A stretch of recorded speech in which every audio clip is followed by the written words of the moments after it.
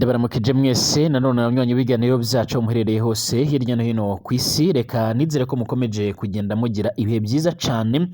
Ndabifuriza gukomeza kugira uwa kane mwiza. Turi ku itariki 22 Nyandagaro umwaka wa 2024, tugarutse mw'iryo n'iryo ry'amakuru akomeye cane akomeje kugenda haravugwa, aho hakomeje kugenda tugeraho byinshi bigiye bitandukanye. Ikaze nshuti abanywanyi b'ibiganiro vyacu muherereye hose hirya no hino kw'isi, mwebwe mubana natwe gatanu kuri no mbonesha kure yacu nayo yanyu ya Burundi News TV. Reka turebere hamwe rero amakuru azindutse akomeje kugenda aravugwa nyene muri aya masaha. Dore ingingo nkuru rero turaza kugenda twibandaho. Mu nkambi ya Nduta iherereye muri Tanzania, ni inkambi iharugwamo rero impunzi nyinshi z'abarundi, aho aba barundi bakomeje kugenda barasabwa gutaha. Ubu noneho hotanguye ibikorwa biteye ubwoba. Ababarizwa muri iyi nkambi rero bakomeza kugenda bavuga yuko bariko barahura n'akamaramaza nyuma yuko leta y'iki gihugu c'u Burundi rero yongeye kohereza imbonerakure kugira ngo zibashe kuba zokwicamo abantu. Hari amakuru rero avuga yuko impunzi zishika kuri 3 zosanzwe zapfuye muri iki gitondo, kuko amakuru akomeza kugenda dusumira ngo nyamara nabo baragize uruhari muri izo mfu z'abo bantu, n'ubundi ngo nta kintu na kimwe bashobora kuba botwagwa cyangwa se ngo hajyeho n'inzego z'iperereza ubashe kuba bamenya ingene nyine abo bantu bo bari gupfamo cyangwa se n'ico baba baziza.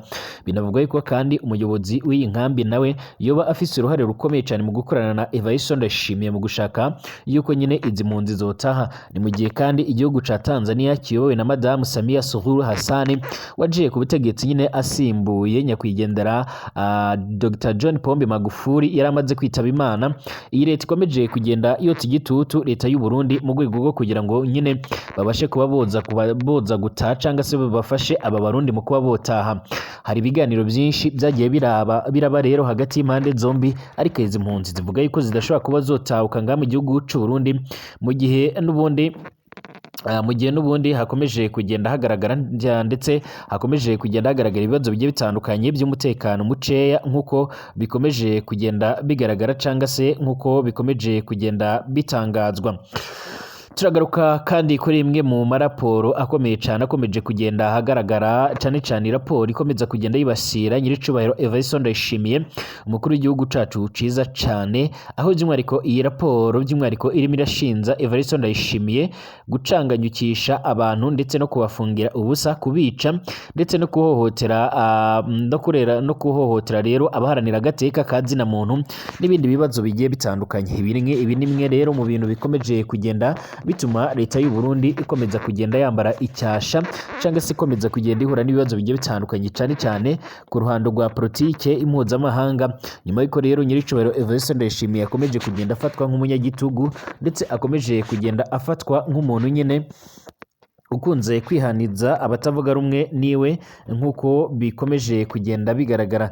Ndetse gushika none abandi batari bakeya bavuga yuko ibintu byoba ari byo, mu gihe yakunze kurangwa no gufunga abatavuga rumwe n'ubutegetsi bwiwe, cyane abamenyesha amakuru ndetse n'abandi bagiye batandukanye, baba mu bayobozi ndetse n'abandi baharanira agateka ka zina muntu ndetse n'abandi bahagarariye imiryango mpuzamakungu igiye itandukanye, nyine ibitavuga kimwe n'ubutegetsi, nk'uko bikomeza kugenda biratangazwa. Igoma kandi akomeje kugenda haravugwa uyu musirikare waje kuba arasa afande wiwe mu cyico, ndetse abantu benshi botanguye kugenda bavuga yuko rero abasirikare banga muri Goma ari bamwe mu basirikare basa naho batumva, ndetse bakaba bavuga yuko uyu nguyu nubwo yabashije kuba yo murasa agapfa nyine ngo yakoze ibintu biri byo, mu gihe amakuru yakomeze kugenda aradusumira agaragaza neza yuko uyu musirikare wari usanzwe afise ipeti rya kaprari nyine yarashe afande wiwe amuziza yuko yaraheze amezi 16 atamushahara aronka. Nk'uko kandi bikomeje kugenda bigaragara mu gihugu c'ababanyi cy'u Rwanda, i Rubavu ni mu burengerazuba bw'icyo gihugu, batatu bafatiwe mu bucuruzi bw'amagendu y'imyenda n'inkweto bya caguwa, nk'uko bikomeje kugenda bigaragara, aho baje kugenda banagaragara muri rusange. Muri Uganda yatanguye gushakisha peteroli rero mu tundi turere dushika tubiri ikekwamo, nk'uko bikomeje kugenda bigaragara cyangwa se nk'uko bikomeje kugenda bitangazwa. Mu gihe kandi nk'uko bikomeje kugenda bigaragara, Ukraine yatoye kuba umunyamuryango wa ICC kugira ngo ibone uko irega igihugu cy'Uburusiya, nk'uko bikomeza kugenda bitangazwa. Ndabahaye ikaze mwese rero nshuti banywanyi ibiganiro byacu hano kuri Burundi News TV. Ndabifuriza kumererwa neza cyane, ndabifuriza gukomeza kugira agatondo keza cyane aho muherereye hose. Turagarutse mu idonido ry'amakuru akomeye cyane rakomeje kugenda avugwa. Iyi Burundi News TV rero nimbonesha kure imwe rudende ibandanya kubashikiriza amakuru n'ibiganiro mu rwego rwo kugira ngo rero tubashe kuba twubana namwe gatanu kuri gatanu. Mwese ndabahaye ikaze rero abadukurikiranga mu gihugu cacu c'u Burundi, nizere ko mumeze neza cane. Abadukurikira mwese muri mu bice bigiye bitandukanye, mu ntara zigiye zitandukanye, mu makomine agiye atandukanye, ndabaramukije mwese kandi ndabifuriza kumererwa neza cane. Abadukurikira muri mu bindi bihugu bigiye bitandukanye, mwese ndabahaye ikaze. Abadukurikira kandi muherereye nyine hano ku mugabane wa Afrika, ku mugabane w'Uburaya, Aziya, Australia, Amerika ndetse n'andi hose, turabahaye ikaze muri kino kiganiro cacu cyo kuri uyu wa kane, itariki 22 z'ukwezi k'umunani mwaka 2024, aho tugiye kugaruka nyine kuri ayo makuru yose nabashije kuba novuga. Ari ubwa mbere ushitse ngaha rero pyonda handitse sabone kugira ngo ucuraronga amakuru n'ibiganiro byacu mu buryo bworoshe cyane, ubundi utanga igitekerezo ubashe kuzajya urabana natwe gatanu kuri gatanu. Ikaze tuyatangurire ngaha muri kino gihugu cacu c'u Burundi rero kuko bikomeje kugenda bigaragara. Ku munsi w'ejo rero waheze nibwo natanguye kugenda ndabamenyesha amakuru yavugaga yuko imwe mu nkambi z'impunzi ziherereye hano muri Tanzania izwi nka Nduta icumbikiye impunzi z'abarundi nyinshi cyane, hatanguye gukorerwamo ibikorwa bitari byiza, mu gihe leta y'ico gihugu ivuga yuko rero igiye kuhashira ikigo c'abashinzwe kuzimya inkongi.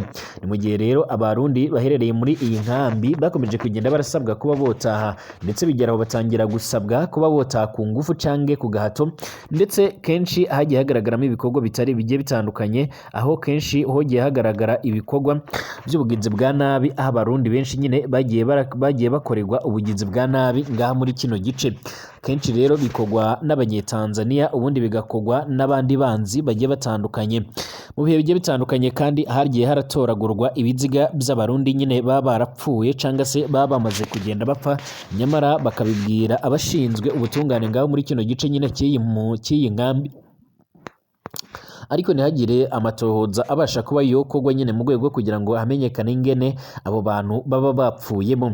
Inshuro nyinshi kandi abari muri iyi nkambi bakomeje kugenda biyamiriza bavuga yuko bakomeza kugenda bahura n'akamaramaza, mu gihe nyiricubahiro Evariste Ndayishimiye n'abafatana n'abarongoye CNDD-FDD, umugambwe uri ku butegetsi, ngo bohereza urwaruka ruzwi nk'imbonerakure nyine narwo rubarizwa muri uwo mugambwe uri ku butegetsi, bakaza kubatera ndetse no kwica abo muri iyo mpunzi, ngo ni mu rwego rwo kugira ngo rero izi mpunzi zibashe kuba zotaha. Izi mpunzi ku ruhande rwazo zivuga yuko rero zibangamiwe no kuba zogera hano mu gihugu c'u Burundi ntizibashe kuba zoronka umutekano wuzuye. Umutekano bavuga rero nuko ngaha mu gihugu c'u Burundi bigoranye kuba wobona umutekano mu gihe utavuga rumwe n'ubutegetsi cyangwa se mu gihe nyine ubutabarizwa muri CNDD-FDD. Ikindi kandi by'umwihariko igihugu c'u Burundi carakariye bikomeye cyane bamwe mu bantu bagize uruhare cyangwa se nabo bakeka ko baba baragize uruhare mu gushaka gutembagaza ubutegetsi cyangwa ikudeta yabaye mu mwaka w'ibihumbi 2015 ku butegetsi bwa nyakwigendera Petero Nkurunziza. Izi mpunzi rero zivuga yuko zidateze gutaha. Icakora kandi leta y'u Burundi nayo ikora ibishoboka byose mu rwego rwo kugira ngo nyine ibashe kuba yobacyura ku gahato, mu gihe leta y'iki gihugu ca Tanzania nayo ibandanya gukomeza irota igitutu ubutegetsi bwa Gitega kugira ngo bubashe kuba bwocyura izi mpunzi. Amakuru rero adusomera muri kano gatondo nuko ngaha muri iyi nkambi ya Nduta by'umwihariko hamaje kugenda hatangazwa inkuru y'akababaro, aho by'umwihariko umugabo umwe n'abagore bashika kuri babiri botoraguwe ibiziga byabo nyine inyuma yo muri iyo nkambi bamaze kuba bo kwicwa. Nta muntu n'umwe uzi ico bishe. Icakora impunzi zose zihuriza ku kuba zizi neza yuko Uburundi bwohereza imbonerakure nyine bakazirungika ngaha muri iyo nkambi, aho zigira n'ubundi abandi bantu b'abanzi babo, hanyuma zikaza kubica, ngo ni mu rwego rwo kugira ngo nyine zibone yuko ata mutekano zifise, hanyuma zibashe kuba zotaha.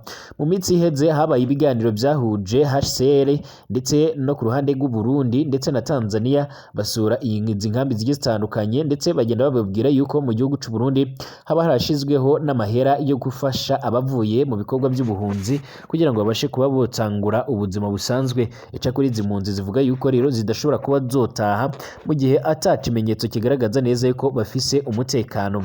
Ni mu gihe kandi ahangaha muri Nduta nyine indongozi za Tanzania zitangaza neza yuko zinagiye guhindura inkambi y'impunzi, inkambi y'abazimya umuriro. Ibyose bikaba bigaragaza neza yuko gahunda yo gutangura kuyisenya neza neza bagiye kuyitangura, ndetse ngo bakaba bifuza kuyihindura iy'abazimya umuriro. Inkambi y'impunzi z'abarundi rero ya Nduta izohindurwa inkambi y'abazimya umuriro, bikaba byatangajwe rero nkuko bikaba byatangajwe n'urongoye district ya Kibondo ahubatswe inkambi ya Nduta. Yari mu nama rero n'abarongoye ibice byegereye iyo nkambi y'impunzi z'abarundi. Aya majambo yavuzwe rero arateye imitima ihagaze cyane izi mpunzi z'abarundi, ndetse kugeza none rero zikaba ziriko zirategekwa gutaha ku bushake cyangwa ku kabino keza. Imbere ya Cigarama rero nkuko bikomeje kugenda bigaragara n'ukwezi ko kugara rero iyo nkambi nkuko byatangajwe n'indongozi za Tanzania kuva mu ntango rero z'umwaka, nkuko bikomeje kugenda bigaragara. Hari abategetsi bagiye batandukanye bavuga yuko rero bifuza ko izo mpunzi zotaha. Ica kuri izi mpunzi nazo zorohiye ko zidashobora kuba zotaha uko byogenda kose, bakaba basaba HCR rero yuko yokora ibishoboka byose, ndetse n'indi miryango igiye itandukanye iharanira agateka ka zina muntu nka Human Rights Watch yuko bokora iyo bwabaga bakagerageza kuba boganiriza leta y'u Burundi kugira ngo abashe kuba harebwa uburyo icyo kibazo cyokemuka. Ni mu gihe kandi nababwiye yuko hari imwe mu maraporo cyangwa icyegeranyo gikomeje kugenda kiracicikana ku mbuga ngurukana bumenyi, aho by'umwihariko cerekana uburyo nyiricubahiro Evariste Ndayishimiye ari umwe mu bategetsi bategekesha igitugu bakunze kwiciza abatavuga rumwe nabo nawe nyine n'abandi bagiye batandukanye, kuko bikomeza kugenda bisumira cyangwa bikomeza kugenda bivugwa. Ibi kandi biriko biraba nyine mugenga muri kino gihugu cy'u Burundi, usibye ibibazo ndetse n'isanganya rihura nabo bari muri izo mpunzi nyine n'izo mpunzi hari nga mu gihugu cy'u Burundi naho biragoye yuko hoshira umunsi umwe canga ibiri atabantu bapfuwe canga se babashije kuba bohura n'ibibazo. Uyu muryango mpuzamahanga uharanira uburenganzira canga gateka kazina muntu Amnesty International ukomeje gushinza Evariste Ndayishimiye ibyaha bigiye bitandukanye. Umaze kumushinza nyine ko mu gihe amaze ayobora igihugu cy'u Burundi abaturage biwe be n'abandi bo mu miryango itegamiye kuri leta nyine babujijwe amahwemo, baricwa, baratotezwa, barafungwa, bambuga uburenganzira bwabo, bahura n'ibibazo bigiye bitandukanye.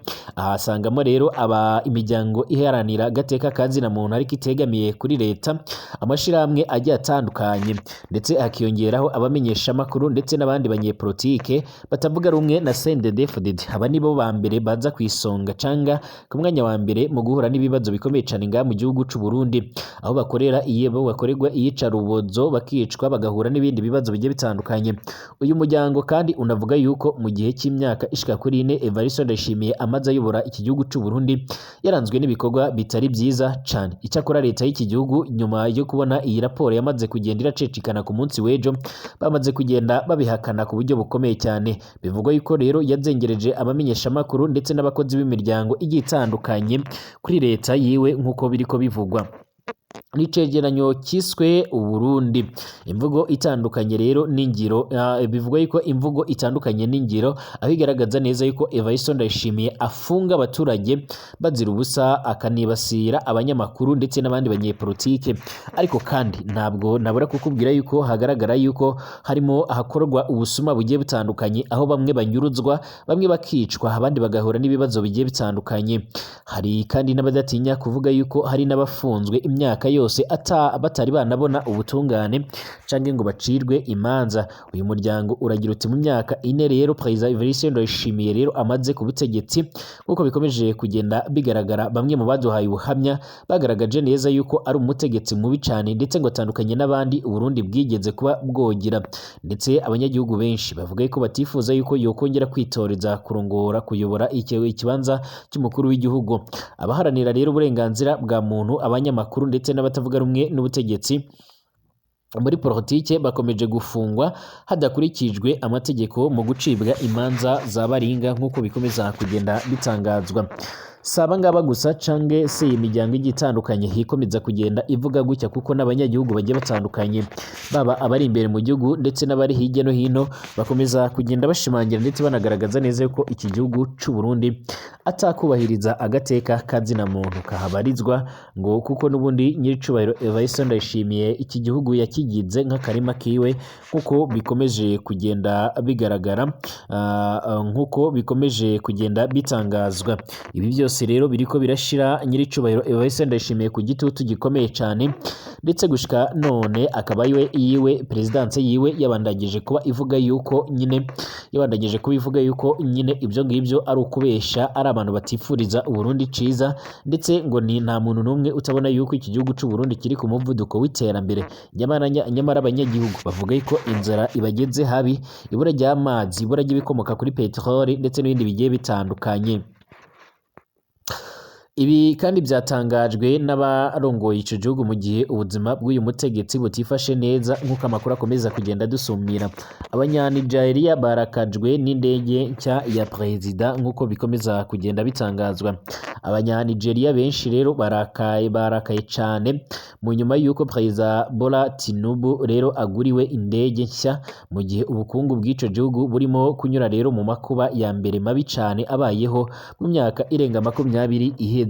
Iyo ndege iguzwe rero nta byumweru bishika kuri 2 bishize, rero abantu babarirwa mu bihumbi biraye mu mihanda mu bice bigiye bitandukanye by'igihugu mu myigaragambyo yo kwamagana inzara ikomeje kwiyongera n'ikiguzi cy'imibereho gikomeje kugenda kirazamuka ngaho muri ico gihugu. Mu mwaka uheze rero Tinubu yatorewe kuyobora iki gihugu ca mbere gituwe n'abaturage benshi cyane hano ku mugabane wa Afrika. Yashyizeho rero amavugurura menshi cyane mu bukungu, harimo no gukuraho inyunganizi cyangwa nkunganire ya leta ku bitoro. Ibyo byatumye rero habaho izamuka ry'ibiciro riri hejuru kuri ubu rero riri ku kigero kirenga 30%. Perezida Tinubu rero yavuze yuko ayo mavugurura yari ngombwa mu rwego rwo kugabanya amahera n'ubundi leta ikoresha mu gutuma habaho iterambere ry'igihe kirekire. Muri Mutarama rero uyu mwaka 2024 perezida wa Nigeria yatangaje igabanuka rya 60% ku ngano y'ingendo z'akazi z'abategetsi barimo n'ibyegera byiwe. Ariko kuwa mbere perezida Tinubu rero yagiye mu Bufaransa akoresheje indege nshya aherutse kubona yo mu bwoko bwa Airbus A330. Iyo ndege rero ngo niyo nyongera ya vuba rero ahangaha ku ndege za perezida zirenga 5 zose. Ikiguzi cy'iyo ndege rero nticyahishuwe, n'impamvu rero y'urugendo rwiwe ntogo yabashije kuba yohishuwe. FD Marilani rero ukoresha urubuga nkoranyambaga rwa X yahoze yitwa Twitter yavuze yuko bidakwiriye kuba abanyanigeria barimo gusabwa kwizirika umukanda mu gihe rero leta irimo kugurira perezida indege nshya, nk'uko bikomeje kugenda bigaragara. Iki ni igikorwa rero cyaje kugenda cyamaganwa n'abatari bakeya, aho bikomeje kugenda bigaragara. Bamwe bakomeza kugenda bavuga yuko nyine ari akamaramaza kubona igihugu nk'iki cyari gifise ubukungu bwiza gikomeje kugenda gihura n'ibibazo bigiye bitandukanye, nyamara na leta igakomeza kugenda ishyiramo undi muriro cyangwa se igakomeza kugenda yita ku bikorwa byayo nk'uko biriko bitangazwa cyangwa se nk'uko biriko bigaragara. Iki gihugu rero gikomeje kugenda nacyo gihura n'ibibazo bigiye bitandukanye, cyane cyane ibibazo bigendanye n'ubukungu nk'uko bikomeza kugenda bigaragara.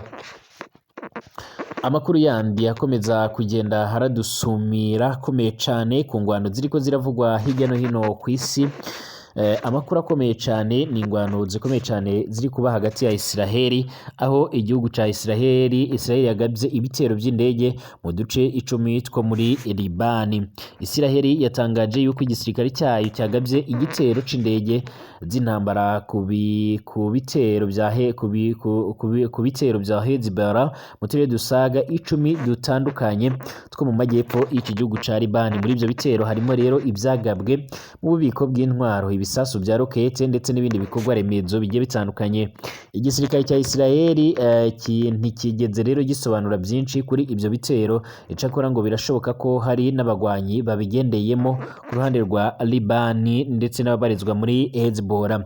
Mu nyandiko yabanjirije rero iyi yavuze ko rero ingabo zayo zateye ahitwa Chihine, ahitwa Kila ndetse na Ahita al-Shaba ndetse na Alama al-Shaba nk'uko biriko bitangazwa. Hagati aho kandi TV ya Ali Mayadena yo muri Libani yavuze yuko ibyo bitero bya Israeli byabereye mu mujyi wa Kiama, ahitwa Kifala Shuba ndetse n'ahitwa Mahidiba ndetse n'ahitwa Aita al-Saba Zebakine ndetse no mu bindi bice bigiye bitandukanye. Icakora ntago n'ubundi higeze hatangazwa aho niba hari abantu ibyo bitero byoba byahitanye cyangwa se byoba byibasiriye. Icakora ibintu bikomeje kugenda biraba nabi nyine muri ico gice kuko bikomeje kugenda bigaragara cyangwa se nkuko bikomeje kugenda bitangazwa. Mu gihugu ca Uganda rero kwa Perezida Yoweri Kaguta Museveni barimo gushakisha peteroli mu tundi turere tubiri bikekwa yuko yaba ihari. Iramutse rero ihabonetse rero yakongera kuyamaze kuboneka muri iki gihugu ibarirwa mu tugunguru miliyari 6 n'ibice 5 uko byemejwe na ministiri w'ingufu. Yabonetse mu kibaya cyo mu burengerazuba bw'igihugu hafi y'umupaka wa Repubulika Iharanira Intwaro Rusange ya Kongo hafi mu myaka 20 iheze, ariko izatangira gucukurwa umwaka utaha nk'uko biriko bitangazwa. Lufu Nakabigwa, minisitiri w'ingufu muri Uganda, yabwiye abamenyesha makuru yuko i Kampala ko abahanga mu byerekeye iby'ubutaka barimo barashakisha peteroli mu karere k'amajyaruguru ndetse n'amajyaruguru rero ashyira uburasirazuba bwa Uganda muri Moroto nk'uko biriko bitangazwa. Yashimangiye yuko rero uturere turi kuri 5 muri Uganda ducekwamo peteroli, aho kamwe rero kamaze kwemezwa. Ubu ngubu hagezweho utundi duce tubiri. Abahanga rero bakaba botanguye gukoramo ubushakashatsi ngo barebe ko n'ubundi hovumbugwa iyo peteroli nk'uko biriko bitangazwa. Ibi rero bishobora kuzotuma ubukungu bw'ico gihugu ca Uganda bukomeza kutumbagira cyangwa se bukomeza kugenda buzamuka. Sorinze muri Repubulika Iharanira Intwaro Rusange ya Kongo mu mujyi wa Goma haravugwa urupfu rw'umusirikare ukomeye cyane aho yaje kugenda araswa na kaprari, aho umusirikare yarasanzwe arongoye diviziyo ya 33 aho umusirikare muto ufite ipeti rya kaprari nyine yaje kuba amurasa mu kico aramuhitana nyuma y'uko yaramaze amezi ashika kuri 16 atamushahara aronka acanga se atanyishu ziwe abasha kuba yoronka. Iki rero ni ikibazo gihuriweho n'abandi bategetsi bagiye batandukanye cyane n'abasanzwe bakora akazi k'umutekano ngaha muri Kongo, bakomeza kugenda bashimangira yuko bamara igihe kirekire atagashimwe babona. Ngaho nguko ndabashimiye yuko mubana nanje 5 kuri 5 makuru n'ibiganiro mbategurira ndetse nkanabashikirizaho hano kuri Burundi News TV.